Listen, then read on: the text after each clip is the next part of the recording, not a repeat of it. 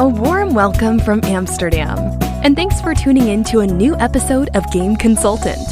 Your host of today is Reinout. Sometimes when you wait for another guest to appear, you take the time to learn people from Scandinavia a bit of Dutch. That goes like this. No. He can if he says, for example, 3, and then in Dutch it's drie. Then drie, yeah. Drie. Ja, ik kan ask hem actually. Sebas. Wacht even. Iemand wil even weten hoe jij 3 zegt. Drie. Yeah, that's the rolling R. It is May the 10th. Welcome to Game Consultant, and don't forget, it's Mother's Day. Today, a jam-packed episode again. Let me start first with the regular items. Chris Reed thinks all about esports, and Joakim, elite game developers, who is actually going to talk about Supercell. Very interesting. Next to that, my buddy Simon Usiskin, he basically sent me an app and said, hey, I have a new website. And I said, okay, cool. Checked it out. Looks cool. Wanted to know more. We got him for an interview. Let me see. We have Doki from Utomik.com. He is going to talk about how he wants to use his platform to have indie developers showcase their games during events, but maybe also in the long run. Who knows? Let's talk about it. Nordic Games is going online, as you know, May 27th, 28th, and 29th. It's all online. And Jacob is getting a bit nervous because, how will that actually go? But he brought also a very interesting person, Thor. And Thor is actually a composer, sound designer, and also a voice actor in video games. He's having a panel at Nordic, and we talk about it. And also, of course, an update about, panels, whatever you can expect at Nordic. So then, I don't forget indieexpo.net. I was chatting a bit with the guys. They have a very nice site, indieexpo.net. I see a lot of indie games on there. And they want to shoot over 1 or 2 games on a weekly basis if I can give some attention to it. And why not? And lastly, I got a very sweet email coming in. It is from Joakim and Marcel. The company is called Tracksoft, and they have a game. And so I would say it's actually quite a full episode. So shall we start it? Yeah, let's do this.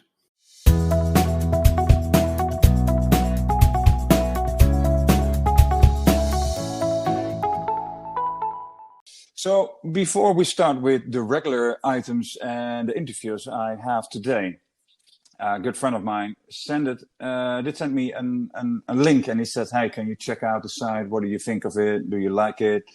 And, first of all, I did like the site, but something triggered me. And it said, why JWR? And that's actually part of the name of his consultancy company. And I wanted to share you the first line, and then he can finish it. James Walter Rifkin did not know when he was born. His UK passport said 1911. His birth certificate said 1910. And when you asked him, he had no real idea. So, Simon, you want to explain a little bit further? Hi, Reinhard. Thanks. Yeah. Well, James Walter Rifkin is my grandfather, and he was my inspiration, my greatest mentor, and I'm blessed to have had him as my grandfather. And I just loved everything that he stood for. And the sense of right or wrong, a never say die attitude, but an ultimate respect for everybody that he ever met. Yeah, instilled in me a lot of values that I hope I've brought through to today. Yeah, well, I know you for a long time, and it's really good to see that today you actually have a new website where you explain. I saw the video, so I would say to everyone, just check out the website, JWR Ventures.com. It explains a bit what you're doing, but also besides this page where you explain the reasoning of the name, which I truly like. You also mentioned, consultancy. There are a lot of consultants, but yeah, you bring in a couple of worlds together, like TV, music, games. It's entertainment-wide, right? Exactly. And I think that whilst I love the games industry, and as you know, Ryan, I've worked in the games industry mostly for the best part of 15 years.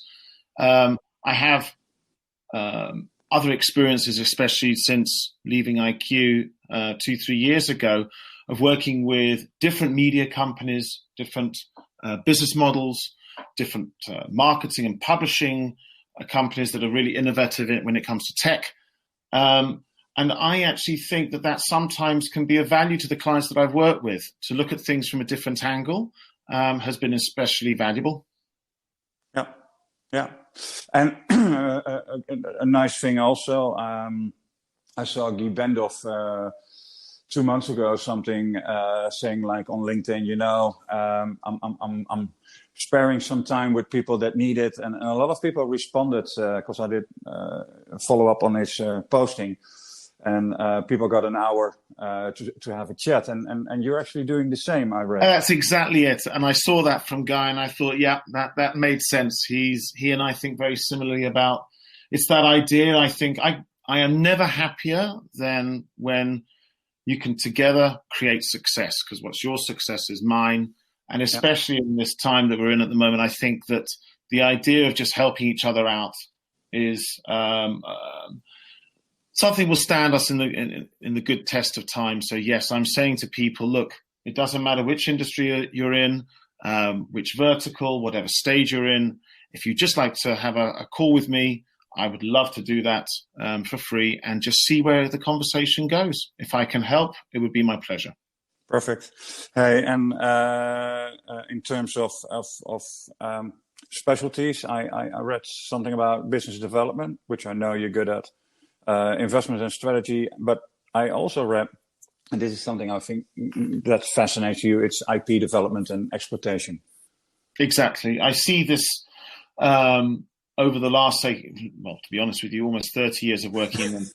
Yeah, I know. Okay, you don't laugh. We're all old. Yeah, we are all. But I see this happening the whole time. I see people still tend to be very vertical focused. They still tend to work within their own world of television or games or film or music. I see a huge amount of opportunities to leverage the power of the entertainment industries together that are being left on the table. I see intellectual property that is just wonderful, maybe a fantastic cartoon TV IP that's been maybe was transmitted 5-10 years ago on television, but there's some amazing games potential in that. And I do fundamentally believe that, there are not many people out there that have the wonderful opportunity that I have to have actually created, produced and worked and licensed different kinds of IP. And so I'm encouraging as many content creators to think a little bit outside the box, and I can help them do that. Cool. To generate value. Yeah. Awesome. So for everyone who's listening, obviously I have this in my blog in the description, JWRVentures.com, Simon Usiskin, and you can book a call with him. And I saw if you click on it, he has this nice calendar that is connected to HubSpot, so fully automated. Simon, I want to thank you for this quick interview, and we'll catch up soon again. Reinhard, thanks very much. Pleasure as always catching up with you. All righty, buddy. Good luck with your podcast. Yeah. Cheers. Thanks. Thanks. Bye.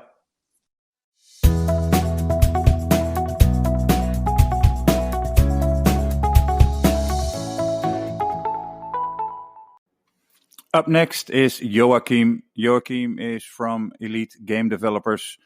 As I said before, every Friday I'm getting this newsletter, super duper interesting. If you're not subscribed yet, then I advise you to do so.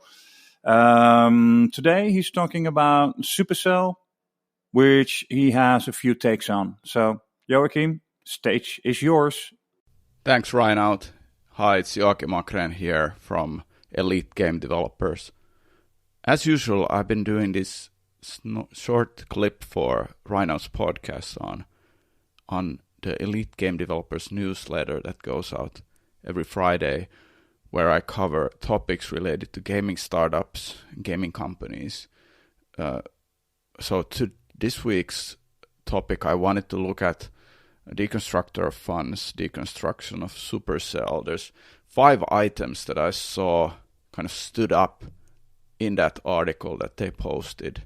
So first off, I think I wanted to take more like a closer look and share my 5 important thoughts on what a gaming startup founder should take away from the essay of the Deconstructor of Fun. You can read these top 5 in more detail on the Elite Game Developers website by going to elitegamedevelopers.com/blog, and you can find a news section there. But the 5 points is what I believe as kind of like titles is that PvP has always been key for Supercell as a game feature. Number 2, the older titles that they have and the stacks of cohorts that they have on those titles will definitely show a decrease in numbers for the future. Number 3, I think that the timing mattered so much for Supercell to actually be there. It's kind of like something that's very much understated when everybody's talking about the great culture that they've built is something that nobody should undermine, but it's sort of like it is higher, like given a higher priority on why they've succeeded.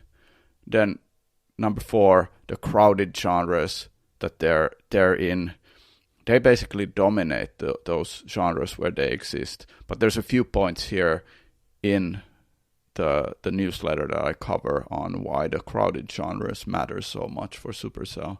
And then finally, I reflect some of my own memories regarding talent at Supercell and how I think it matters and plays still today, like how that company is succeeding.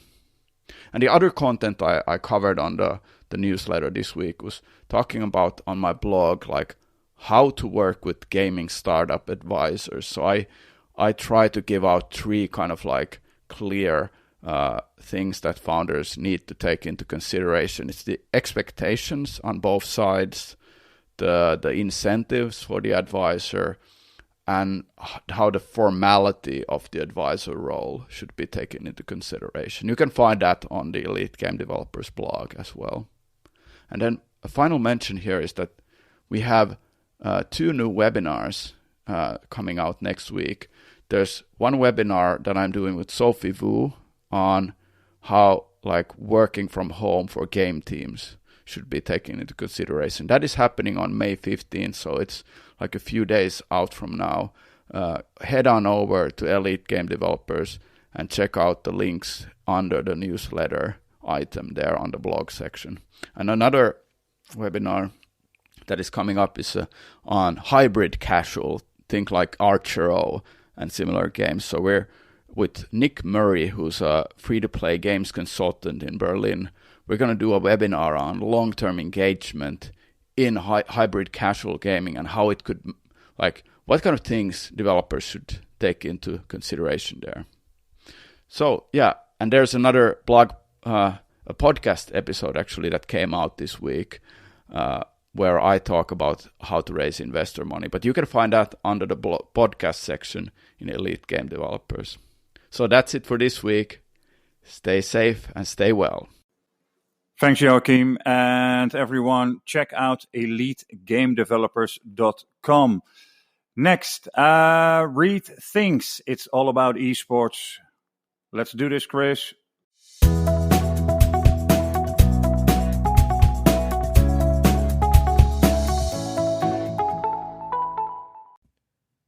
Hey guys, welcome back to another Read Thinks. Today we're going to talk about esports companies in the public markets because there's a couple of different layers I wanted to discuss. I think that public companies that are, I guess, air quotes, pure esports plays can give us a little bit of insight into what's going on with the industry over the past couple of years. And I do think for someone that maybe is fairly new to the esports space, but has a little bit of knowledge and a background in the finance space. It kind of gives you a quick, overview or story as to what's happened with companies over the last couple of years. What this is not going to be is a company bashing section. I'm not going to do that. But it's just an overview of what's happened the last couple of years. So if you look at some of the price action of some of the public companies in esports, it's been a rough go over the last year and a half. So a couple of these companies IPO'd end of 2018, early 2019. And what's interesting around that is that's kind of the feel for me, and I think others agree, that end of 2018, early 2019 was that quasi bubble pop. And when I say bubble pop, I don't mean the entire industry, but there was this undertone of issues that really started to be glaring at that point around the space, and a lot of these companies have been crushed since then. So a few of these companies are down 60, 70, 80%. Some were down almost 90% from their IPOs, which we'll get that in just a minute on a couple of different things that's pushing that downward pressure. But look, in the end, the market's talking. The market is saying, okay, what's your long-term plan for profitability? And obviously, what they have shown so far is the market can't see the long-term plan to get to positive EBITDA, to be a profitable company. Look, it's great that there's hundreds of 150 million people coming to your website over a course of this, and you have 900 YouTube channels, and but is that going to be viable? Is it a viable business when it comes to actually making money, and not just top line revenue either? So that's what the market has really said. Now, the downward pressure after an IPO when a company goes public, it's a couple different things. So one is you have investors from years ago potentially that this is a liquidity event for them. This is for, if a fund was involved, this is an opportunity for them to de-risk, to raise cash for the portfolio. And look, these companies, when they IPO'd, were at, in my opinion, a ridiculous valuation, and the market obviously agreed with that, and people would agree with me as well. And some of these are, quite frankly, still a pretty high valuation. Obviously, it's come back down to earth a little bit, but that downward pressure it comes from past investors, which makes sense again for the de-risking. So you've got that, plus you just had so much hype around the space that a lot of times you look back at different sectors over the decades, is that when these sector companies start IPOing, and you're seeing a lot of sell pressure, it's liquidity event, and investors are getting out and de-risking. So it's nothing new, and just because an IPO goes down 50% doesn't mean that it's a bad company. Look, Facebook went down 50% within the first 6-7 months. Shopify went down 60. We're right around 30 to 40% the first few months, or first 6 to 7 months. And look, they went on to 10x, 20x, 30x their valuation from there. So this happens a lot in other sectors. So it doesn't mean just because they're down 50% plus doesn't mean they can't make it. But what are these pure play esports companies? What are they going to do? How are they going to turn their business model and pivot? So that's obviously on the management team. They're going to have to figure that out. Now, the other issue is a lot of times with new sectors and companies in a fairly new space, from a sense of being a commercialized, the first wave of commercialized companies in the space, they're kind of the guinea pigs per se, as far as, all right, here's our business model, here's what we're doing, and then the market's like, nope, and it gets rejected. So what I do think is you have kind of maybe this 2.0 of other companies coming in behind, saying, okay, we've seen what these other entities have done that hasn't worked out, so here's what we're not going to do. So I do think the market's going to learn from the issues of the past couple of years. Right now, I would think most would agree that right now we're in this consolidation, we're in this merger and acquisition kind of part of the space. And assets are cheaper, obviously, than they were a year and a half ago. So you are gonna have activity, because again, if you can pivot, if you can do an acquisition, and then have a game plan for a 5-year horizon to become profitable, or whatever that time horizon would be, maybe a little bit sooner, then the market will start to turn on some of these public if those entities are public. Now, look, most of the orgs are private.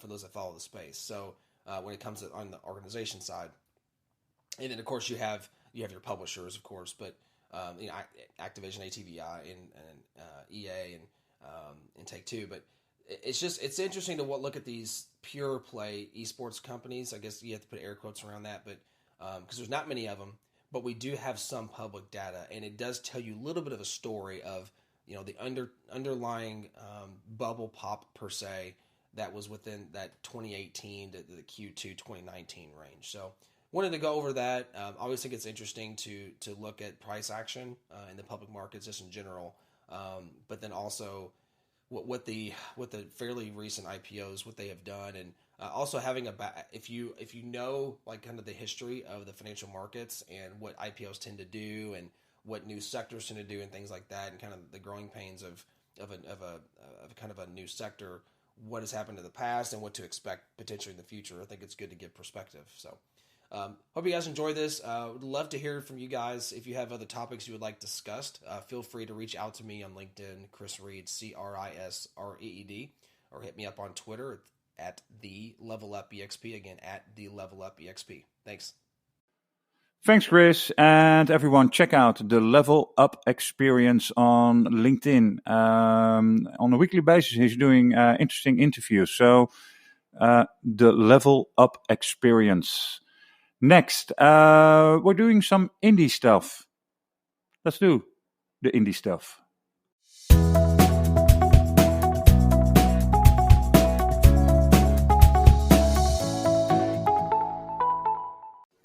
So on a weekly basis, I'm actually getting quite a few emails in my inbox. Developers, we have developed a new game. Can you give it some promotion, attention, etc., etc.? And I wasn't sure how I should do it. And if you start with one, you get many, many more. But I just want to do it. And sometimes it's very difficult to have the titles right or have the audio right, but I always learned you better can start doing something and then improve it. So what I do today is actually one email that I got, I'm paying attention to it, and the guys from indieexpo.net, where I was chatting a bit with, they gave me 2 titles that I should look after. So again, don't mind if the audio is good. No, I don't mind. Links are always on my website, so the blog and in the description. I hope it's fun and, power to the indies. And let's give it a shot. Indie time. I got in contact with indieexpo.net. Check out the website. It's actually a lot of games on there. I'm surfing on it as we speak. And so basically they said, hey, can you promote some of these games? And I said, yeah, sure. I mean, indie games, always fun.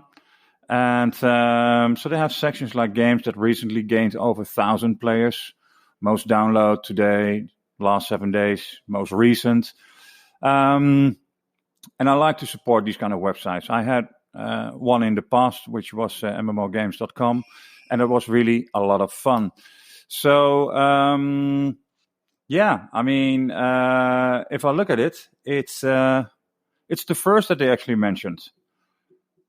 And let me check. There are actually 2 that they sent in, so they will send more whenever they feel that it should get some more attention. So let's start with one of the first. Dragon lived in peace, and its king meted out justice with sympathy. After the death of Dragon's king, darkness spread over everything that was under the sky. Almost everything. Home gang. I'm not sure if I say it right, but Dracorum, a land of peace and prosperity. But King Haziel's death caused darkness and wickedness over the kingdom. It all seemed lost, but 3 heroes will rise against injustice. It's a game where I can see that right now they have about 306 players, and link is on my website. And the other one is actually, let me check, that's Aurora. And I don't know if I say it right.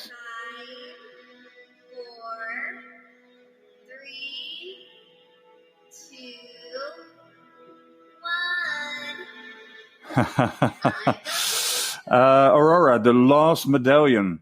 I think that one is actually just up now. The Lost Medallion is a 2D hand-drawn sci-fi fantasy game. And what can we tell more about it? Well, actually, you should check it out. I see they have the language in Italian, English, German, Spanish, French. There you go. So 2 of these games, actually, and you can also find them on the indieexpo.net.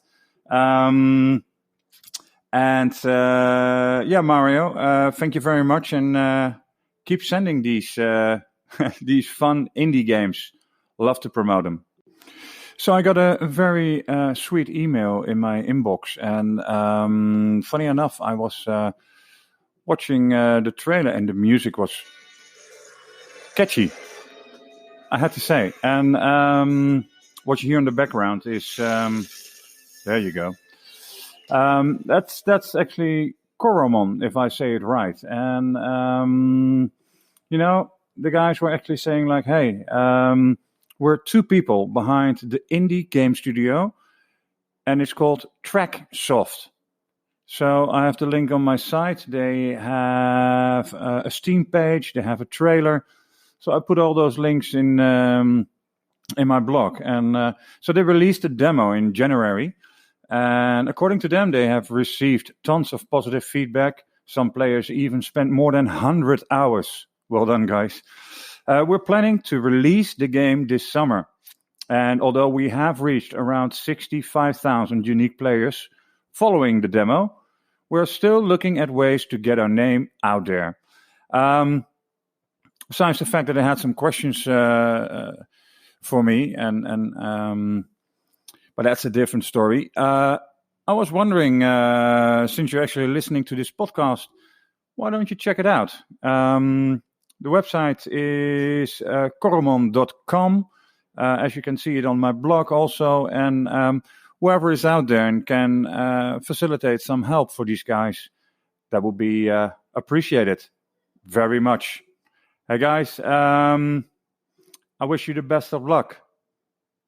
Well done. Joachim and Marcel, keep it going, guys.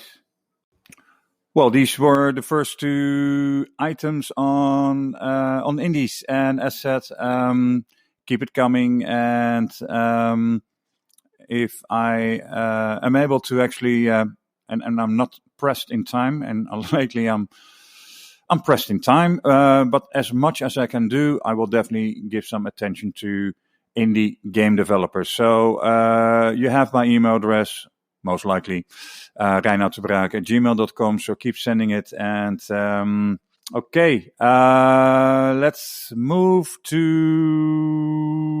Nordic game online.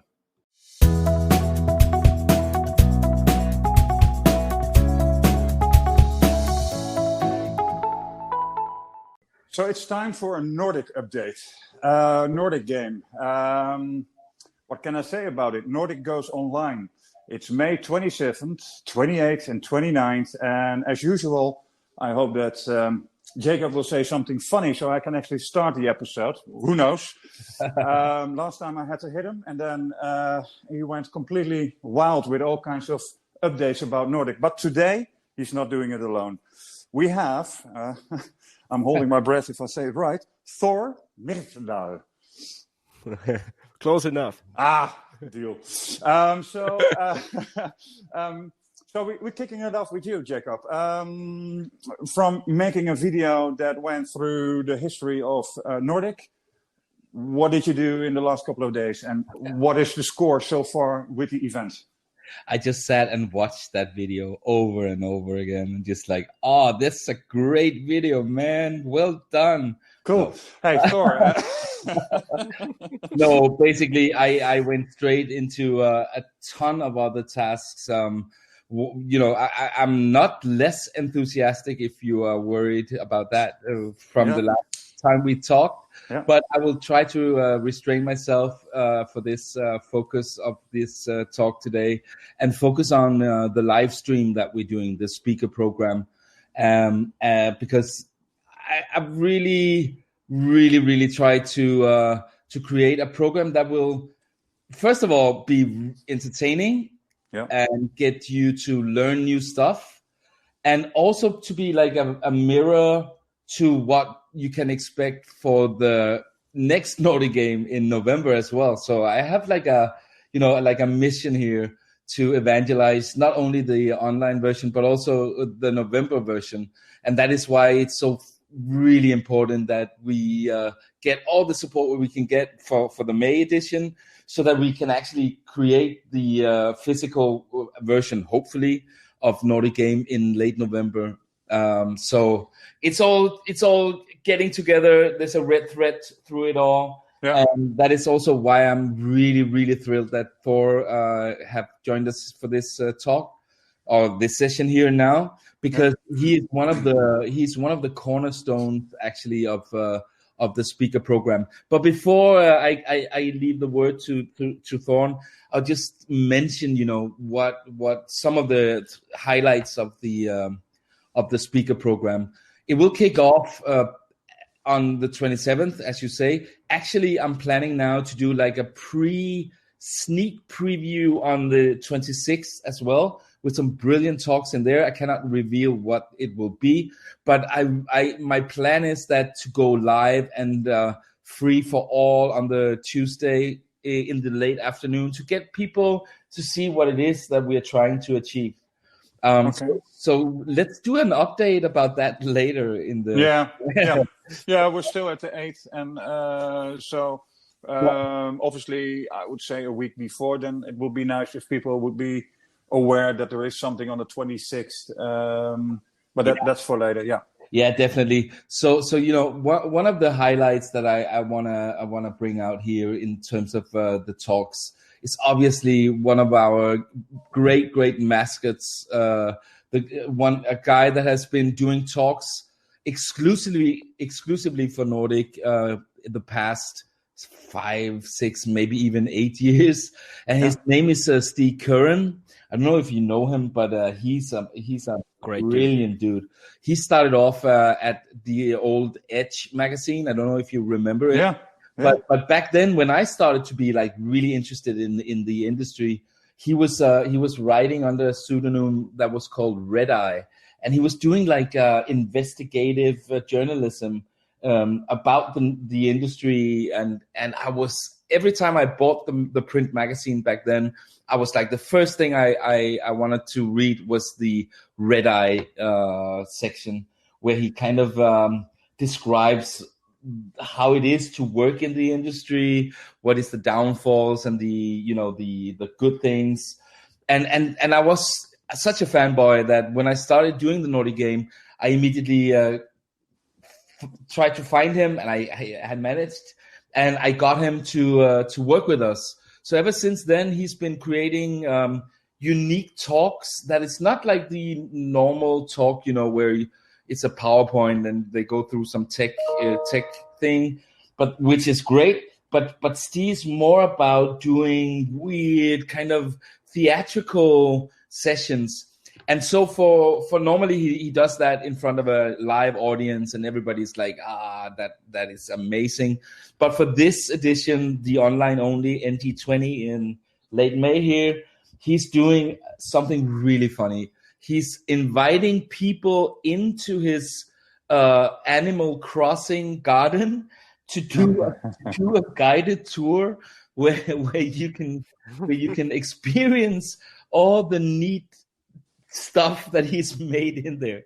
Yeah, I know. Does it sound too weird for you? Well, you should try it anyway, because it is a great, sarcastic, ironic, humorous comment to our lives as gamers and our lives as developers. Yeah, funny. So that's definitely one of the highlights. Then another. I mean, he's always creating experiences, right? Yeah. I mean, it's not just a talk; it's an experience. If you see him, like that's the whole point about it. Yeah, exactly. And I think that will be great again. That's a good add-on. I think that actually explains a lot. It's an experience talk. Yeah, more than it's like, okay, I'm going home with some knowledge about how to program or code or anything. It's more like, okay, who am I? Why am I here in this industry? What is my role? what is it that I want to do with my life as a game industry member, you know? So I'm really looking forward to that one. And then another headline is a tradition. I think it's gonna be like the 4th or 5th time we're actually doing it, and it's a music panel. So you know, a normal music panel, you have composers sitting and then they talk about their work and, you know, why do I compose and all that, which is great. But for this panel, which was invented by Arnold Nessis and Thor here as well. Oh, that's my segue there. Is called Same Game, Different Music. So it means that we have a panel of composers that compose a snippet of music to the same snippet of gameplay from a game. And then they, you know, as a viewer, you will experience it, you will see the gameplay snippet and the music that each of the composers have done for it. And then you can actually, you know, for yourself see how huge a difference it makes, how huge a different audio makes on a game and the vibe and the feel. So without spilling too much into what Thor was supposed to be saying, I will leave the word now to Thor to explain it a little bit further. So that's basically a good outline of it. But like how long do we do this now, Jacob? 4 years? I think so. Four or even 5, I think. Yeah, cool. And like we kind of, first of all, it became tradition by now. Yeah. We do this every year, and we sometimes we have like recurring composers who were on the panel before, but we always try to get in people also who are like not new to the industry, but not new to that panel. And this time it's slightly different because we're in a new situation completely. So I said, okay, let's see if we can't make this panel, because Arnold doesn't have time to organize it. So I took over. Yeah. And if we can't make this panel a little bit different also in terms of the whole experience. And due to some malfunction in communication, we have now the point that the half of the crew will actually do the music writing for that snippet, and the other half will rip them completely apart also in their judgment. I didn't even know. So that's cool. Yeah, that happened today because like I forgot. That's a lot what you don't know, Jacob. So shut up. To mention to Lee Ortega that he needs to write music. So he was a little bit surprised by that fact. But normally it's interesting because although it's the same material we have, and we have like there are certain boxes you think in genres and stuff. So you have a game, you see a genre, like last year it was First World War. You have a certain box you open in your mind that you know from media how like First or Second World War music sounds, right? Like there's like so much media that was done in that approach that you have certain expectations. But although like we all know the boxes, everyone has a very different way of doing it. Yeah. And it sounds completely different from each other sometimes, although they're so close on the genre that is actually also already like written down. Yeah. This time can I do like a spoiler here? Last year the game was called Broken Lines. It's a World War II RTS strategy game, and the panel there, it was amazing to watch how much a difference it can make for the vibe of the game, right? Yeah, exactly. Yeah. This is like we also last year Nordic Arnold had the during the Nordic Party the live concert with the band for his live music video game, and the bass player Rob from the band Epica. Mm-hmm. He was also part of the panel, so he was bringing in completely fresh approach and a fresh idea, and like for every one of us who is like more used to write to video games, we were like hearing a version that nobody expected. You know, like just the difference if you have a slightly different background in music, how much of a difference it makes for the versions already that you come up with as a composer. That's interesting to see. And you always learn in their panels. You always learn from the other composers so much in terms of how do they approach things. You always get your mind open like to new ways and new ideas. And, I never thought about that. It's brilliant. Yeah. And what we try to mostly in the panels in the last years when we do it like offline, well, we try to communicate. We talk about approaches, and we really talk about the audio approach. What we also want to do, or what I want to do in moderation slightly different here, is not just talk about the audio approach, but also about the approach of, okay, how would that like come up in terms of the game development pipeline? Yeah.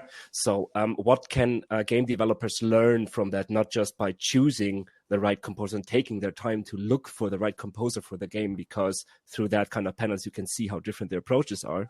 So just because you want no one composer, it doesn't mean he's really the guy you can have that's like elevating your storytelling through music and your emotional approach to music in the game. Yeah. It doesn't mean that you just know one guy and he's the right one. Yeah. So, and a lot of game developers don't, especially indie developers, don't have that in mind. Music is one thing that always comes late in development process. Unfortunately. I'm since years on the mission to change that and say, hey, you really bind them early in. It's benefiting for your game, because our job in the end is to tell the emotional story, because music is the element that transports that. Yeah. And for the composers, what like I teased that a little bit with them, and everyone agrees on that more or less. Like we talk about also what kind of role does a composer fit in a video game development team. Yeah. So because a lot of developers have this idea, okay, the composer is the audio guy. And he is doing the music, and that's the music thing. No, he is part of the whole canvas that you're painting as a game, right? Like he is like just a part of it. And composers, especially what we want to get is to have new composers being more engaged also in that, like upcoming composers, people who are starting out and want to do game music. So the people I chose for the panel, they all have a good community on the audio side. Yeah. So we have like a lot of people who are interested from the audio side also to learn how to do stuff for video games. And then, of course, we reach out to the video game development side too, so that they can learn. And hopefully there will be a chat going on and conversation, and maybe like some of the audience people from the audio side who are coming in can make their first connections to maybe some developers in the chat while people discuss about stuff. Yeah, that will be the ultimate goal, to make this completely perfect for the audience, right? I mean, Jack, I love the way you're selling this, man. So bottom line, games and music, how are you going to work with someone that is composing? How can you integrate them in your development team? And how important is audio/music for the game experience? Yeah, and how is the perception of music and of material different for audio people? Like to really point that out, how different it can be, how someone is approaching your video game. Because mostly, nowadays you fulfill more than one job as a composer. Back in the days, it was like you're composing, then you set it off to an editor, and then you set it off to some recording stuff, mixing engineer. Yeah. Nowadays, you do everything, especially if you're just demoing for a video game and you're acquiring a job, you're doing all these jobs yourself. So composers nowadays needs to learn a lot of different tasks and skill sets. And we also talk about that kind of business approach in the second half of the whole thing, because we have people on the panel who are very good at the business side of audio. Yeah. I made sure of that the people really know how to do the business side. So we can teach some business insight also, how to approach that and how to deal with that. And what do you really need to know? How can you work? And also, sometimes game developers don't understand the audio pipeline, and why do you send stuff off to an external studio? Why do you need a budget for mixing, for mastering your stuff? Yeah. And we want to highlight out more for indie developers what's actually necessary to really fulfill a good audio on your pipeline and make that work, so that the overall quality of your game elevates. Yeah, in general.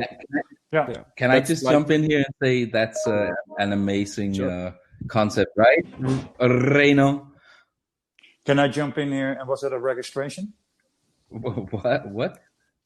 I heard an email coming in. Was that a registration? Yeah. It's booming, man. It's like I'm getting cool. in a tsunami of. But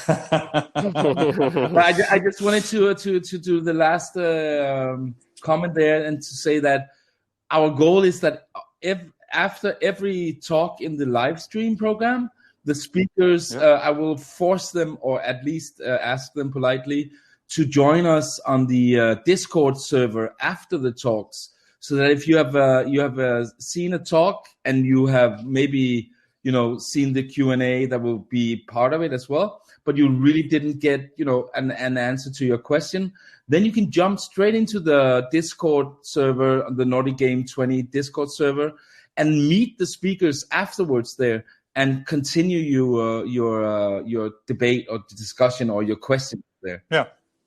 Cool, eh? Cool. Yeah. Cool. All right, guys. I think that's very important. Yeah. Especially in these times now, like exchange numbers, emails, whatsoever, but also maybe go a little bit more in depth. I think that's a nice add-on. And actually with offline, people are sort of behind a wall and gone. And this is actually with online an extra dimension of getting a bit more in contact, or maybe ask that question where maybe there wasn't time for. I realized a really, really good thing in this whole. I'm right now on the Meet to Match for the Game Developers Carnival. Yeah. And I realized that a lot in communication in business that changed from all the offline events to now. So people are actually like really taking more care of their Meet to Match, first of all. What's really interesting, for the people who don't know Meet to Match is like the business meeting system that is used by Nordic also and by many, many different game conferences out there. And that really changed, like how the people fill out their LinkedIns, their email addresses, their phone numbers. And it used to be just a description, right? Now they put all their details in, their contact details, and they reach out on LinkedIn, they reach out on Skype, they reach out on email before it goes into the meeting in general. Yeah. And that used to be less, like that really changed because the people were like, I will see him anyway at the conference, then we exchange cards. And this whole approach, that people are way more communicative with each other. Yeah. And that's really good thing in terms of business. And like, I can just advise every indie company to jump on the conferences and say, hey, do your Meet to Match and get the opportunities there, because the industry is hungry now for connections online. Yeah. And that's the best way to get into the world of biz dev as young companies right now, because right now you don't need to spend a lot of money on traveling. No, true, man. True. Well said. It's I'm actually seeing that Hendrik Lesser is doing his event this upcoming week, 13th and 14th of May. That's European Games BizDev Gathering. Yeah. But that was sort of really quickly done, and he's maybe going to do it more often, but this is actually upcoming week. Weird dates, right? Weird dates, because people should be like prepping for Nordic Game, shouldn't we? Yeah. Another online, what the fuck is going? Oh, sorry, my language. Yeah, no. But you can continue, because Game Dev Carnival, that's actually May 11th and 12th. Yeah. So, but that's all good. Well, then I'll do the promotion for Nordic. Very happy to see that Unity has joined Nordic Game 20 and Nordic Game 20 Plus. So that's nice. And I'm sure if there are any game companies that want to help out a local event, the Nordics, they can always contact you. Can I do like a last shout out here? We just made an agreement with a Danish game developer who's doing a game called Trouble. Oh, no, I forgot the name, but it's called something with Trouble. It's a social online game. You are in trouble. I'm in big trouble now. No, but they are actually launching a special version of their game during the Nordic Game Days, and you get your code for that game when you sign up for a ticket for NG20, and then you get access to a brand new social game. It's on Steam already, but they have made a special Nordic version. So I encourage every studio that has something that they want to share, something that they want to do, something that that can be fun to share with us, to contact me or Teddy directly, and let's talk. Yeah, cool. Contact more Jacob than Teddy. Teddy is weird. Okay, sorry, Teddy. You're the worst agent ever. Okay, so let's dive in a little bit deeper now. The bedroom edition of your. Oh, sorry, Teddy. I like you. No, there needs to be a Teddy bashing, Yeah. in every conversation at least once. Yeah, no. It's like bassism. It's like bassism in music. You need to bash a bass player only once in a while if they need that. No, I got it wrong because I'm bashing them 24/7. But okay, I'll. Okay, guys. Yeah, also fun. I want to thank you for this.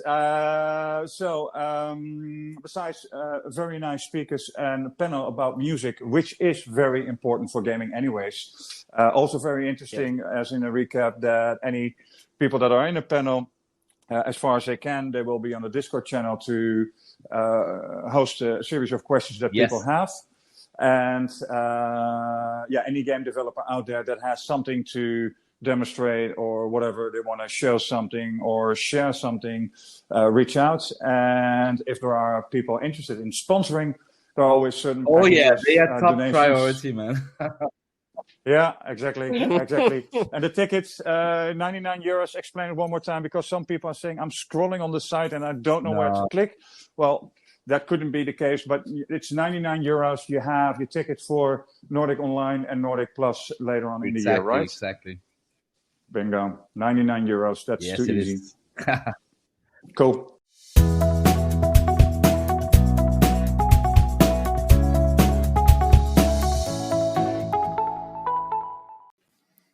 Utomik.com. You can say the Spotify or the Netflix of gaming. And one of my earliest episodes of The Game Consultant, I actually shared some details about the company and also interviewed Doki. And this week we were catching up on some events, and then I thought, like, hey, interesting, showcasing the games for indies while they are at events, online events, but could also be offline events. And so we basically said, let's have a chat on it and let's see. I also introduced Doki to the guys of Nordic. Let's see what he has to say about it. Doki, Utomik.com. Utomik.com. I was actually informed by Doki. We did a catch-up call last week, and he was telling me, like, COVID-19, it's not a fun period for a lot of people, but for gamers, it's the ultimate. You're at home, you're sitting in your room or wherever you are. You can play games, and also for indies, it's interesting. But normally they have their offline events. They can take their phone. They have the demo on the phones, and they run from one booth to another stand and show quickly what they have. And they can say, actually, hey, that's interesting. I want to know more. But also showcase their games to a larger audience. As I refer to my item later in this episode, where some indies are basically saying, we have 65,000 players, but we like to have more. Well, these guys can also now check out Utomik.com, because Utomik wants to offer to indie game developers the possibility to showcase their games on their platform during events. And that was a very important add-on, Doki said. Right, Doki? Yes, because basically at the start of the crisis, very soon, I think days after it happened, we immediately thought, like, all these events are being canceled. And a lot of indie developers around the globe depend entirely on getting exposure from events for consumers, for journalists, for influencers, even publishers, right? They're all trying to get attention, and that was all gone. The same happened for us, because as a platform, we're always looking for new games. So we immediately sat down and said, like, how can we help? Is there anything that we can do? And then very quickly, we came to a conclusion, like, hey, our platform lets developers onboard games on our platform without any effort whatsoever. Yeah. And then it was like, hey, we've been collaborating with some events like we did Indie Arena booth last year at Gamescom. We've done Bit Summit in the past in Japan. And then we did some smaller sponsorships elsewhere as well. Yeah. And then it was like, hey, what if our platform would be like a virtual booth space and we could collaborate with events so that the events are still the events. And then if they want to showcase, they can go to our platform. All the event visitors can get to the games. The event would have a place within our platform. And then before we started work, we really wanted to know, like, we think this is helpful, but, we better talk to some people. So we talked to some event organizers. We talked to even some publishers and some developers. And, they were all very excited. And then, of course, we had the big thing because this would require some extra development from our end and, resources. So I really had to talk to all our teams like, hey, guys, what do you think? And can we do this like in a short time frame? And the short answer is yes. Recently, we announced a partnership with Indigo, an indie gaming showcase event. What do you know? From the Netherlands. There's also another event soon to be announced. There's a couple of more that have approached us already. And it's been really amazing to see how our team has responded to it, because basically all the work they're putting in is like outside of all the other projects they're doing. So everybody has to walk the extra mile. It's been fun.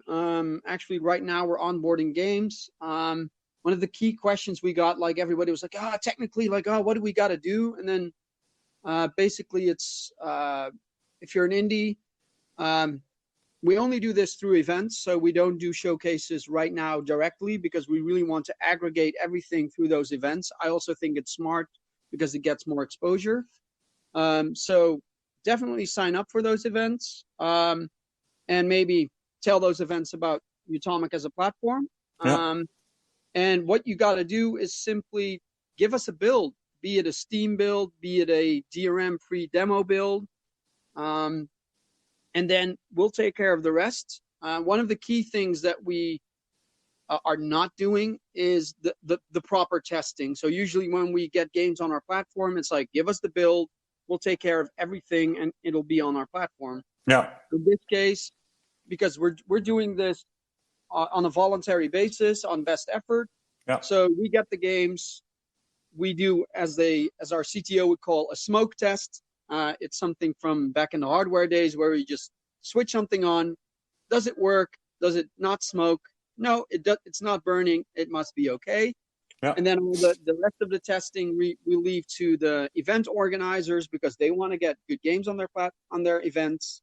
So we want some quality, and the developers themselves, of course. So yeah, that's basically how it works. And then we have some really basic terms of service, right? We don't want to get angry developers, so people will be able to play these games.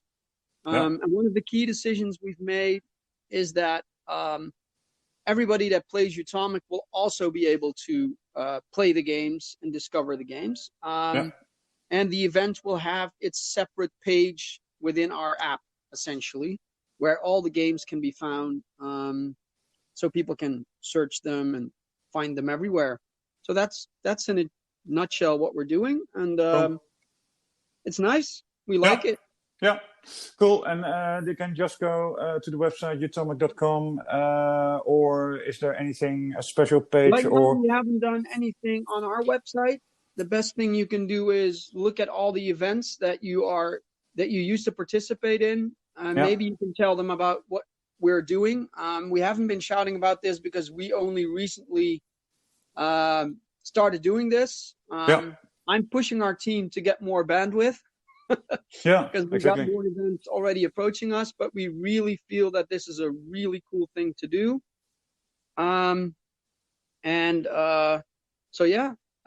Also, feel free to mail us so that we can put you in the list if we have more events, so that you can be so you sign up for those events. But it also means that everyone get demoed. We leave them. Everyone who's organizing an event, that would be the right way, because then game developers that are involved of these events will automatically get the connection anyway. So bottom line, what you're looking at are organizers of game events like the Nordic, like you have, for example, Xola doing Game Dev Carnival, Hendrik Lesser who's having his event.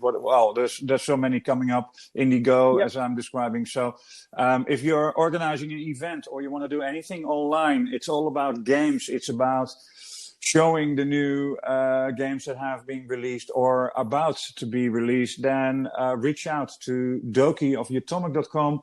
Email address is quite simple, Doki is with a K, Doki at Utomik.com. And he or someone of his team will then follow up. Yeah, we'll forward you to the events or tell you what to do, because we do not want to curate. The curation of like what games are at the event, we don't want to interfere. No. Got it. Clear. I want to wish you a happy Mother's Day, and we talk soon. Same to you. Thanks. Alrighty, man. Cheers. Stay healthy. Bye-bye. Bye-bye.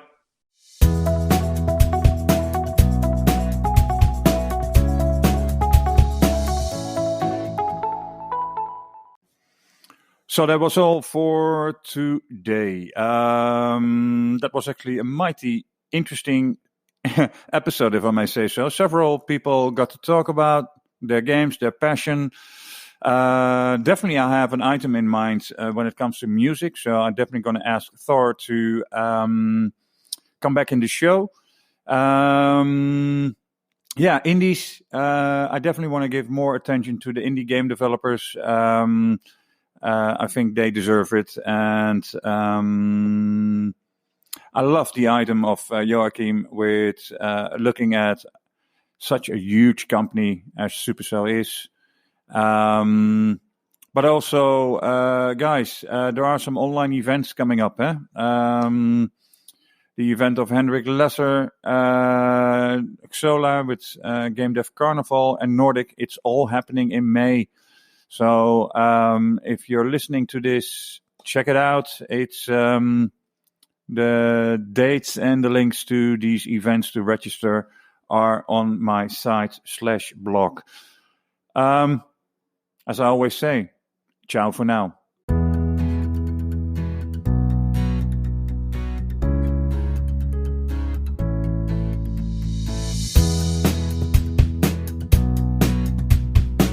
This was all for today. Thanks so much for listening to Game Consultant. Tune in next week for a brand new episode. And remember, do share this podcast with other members of the games industry.